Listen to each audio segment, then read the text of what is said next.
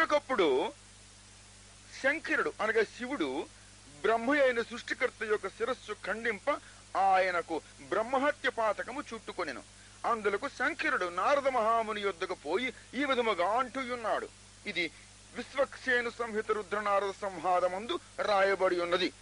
ఆ శ్లోకము ఇలా ఉన్నది: అహింస అపరాధానామాలయో కించినో గతి త్వమేవోపాయో భూతో మే భవేతి ప్రార్థనామతి శరణాగతరిత్యుక్తస్తదేవోస్మిన్ ప్రయుజ్యత.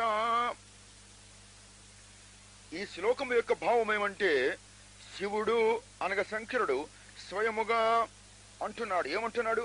నేను అపరాధములకు ఉనికి పట్టును. అపరాధాలకి ఉనికి పట్టట. కొంచెమైనను నాలో నీతి లేదు. ఓ నారద మహర్షి, నీవే నాకు ఉపాయమును బోధించుము.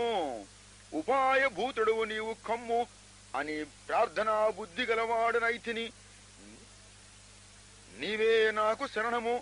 ఈ విషయములో నా మీద నీవు కరుణింపుము. నా ప్రియ దేశమా, ఆలకించుము. భారతీయులారా వినండి, శ్రద్ధతో వినండి.